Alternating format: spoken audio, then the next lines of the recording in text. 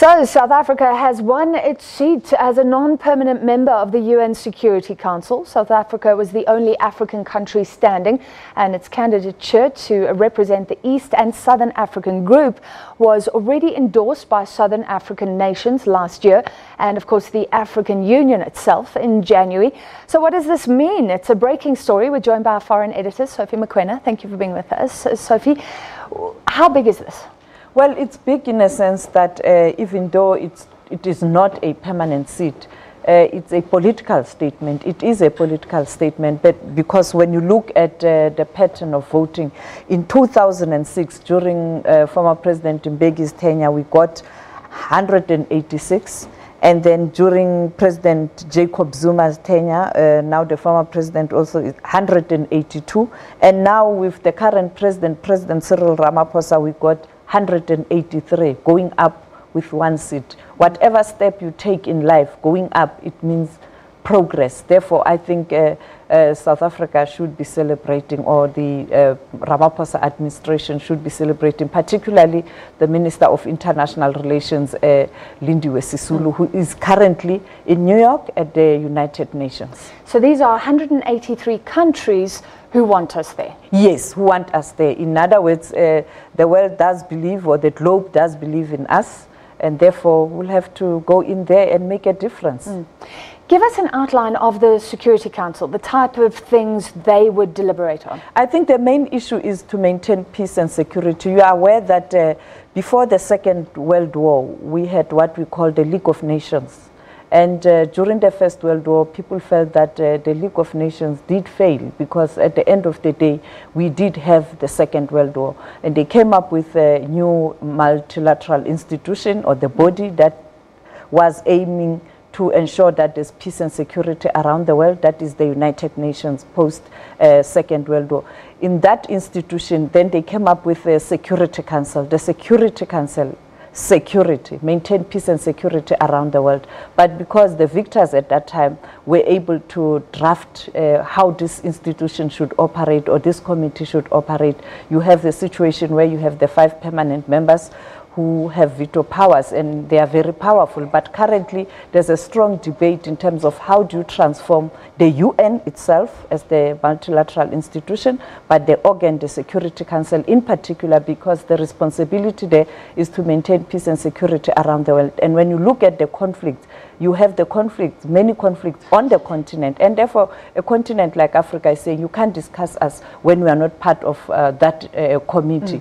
You know, we're talking South Sudan, we're talking CAR, we're talking about DRC, and also in our region, you know, Burundi is very volatile, and other countries in the SADC region. Therefore, that's the fight right now. So we won't have that all-powerful veto vote, but we will have a voice during the debates. Yes, we have a voice. We can lobby. We can, particularly when you look at the permanent 5 currently, America is in a mess because of Donald Trump's administration. You have Russia, you have China, and China currently very, very powerful.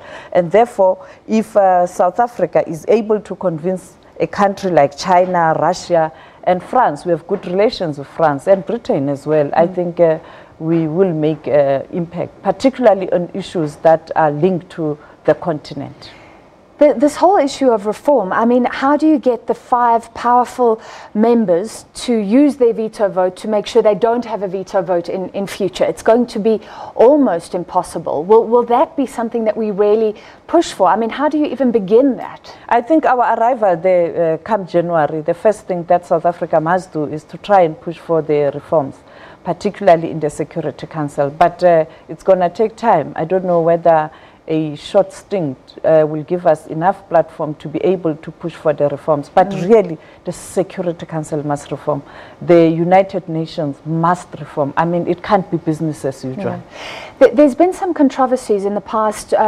We supported the move to go into Libya, for example. A lot of criticism after that.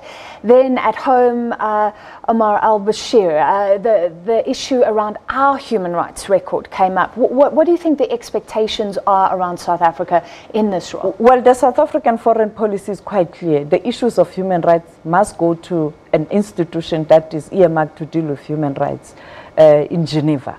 which is part of the United Nations Security Council. But President Ramaphosa, I would recall when I spoke to him 3 weeks ago, asking him about this bid, he indicated that the priority will be human rights, to protect, defend, and ensure that human rights are respected, but also issue of peace and security. And you know Ramaphosa as a former negotiator, you know, a diplomat. I think the issue of human rights will be key.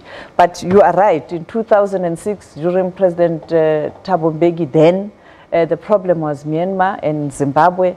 During President Zuma, it even got more difficult, and even today South Africa is still trying to undo that damage of Libya. Therefore, I think Ramaphosa going in there now, or South Africa going back there, we are now wiser, and I think they have to ensure that they really come out clean this time around. But I think with America being in this situation with Donald Trump, it's going to be very, very, very tough. And the Korean Peninsula crisis, we're hoping that come January it will be resolved so that we don't have to deal with that. America is, I mean, at the G7 now, and Cyril Ramaphosa is there in Canada. This creates a whole, well, it changes international relations, doesn't it? So the G7 finance ministers spoke out about America's trade policy. In the UN, is it going to be another hot potato? And South Africa is a small player, but yeah, maybe having to speak out about America. Yeah, economic politics, there's no way.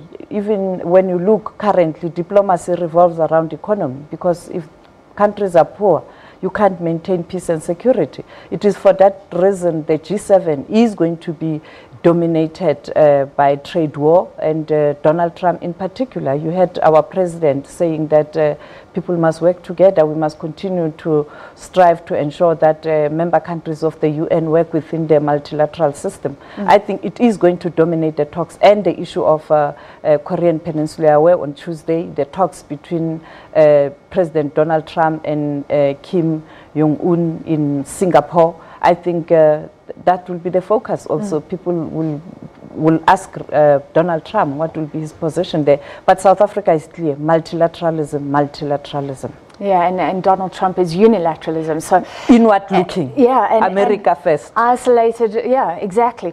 This is so fascinating. Thank you for your analysis. And after what you've heard, maybe you have some fresh views. Remember that our poll question is: can South Africa make a difference on the UN Security Council? It is now there again, third time, as a non-permanent member. So congratulations to South Africa in order. And Sophie saying that the votes increased by 1 compared to last time we were elected.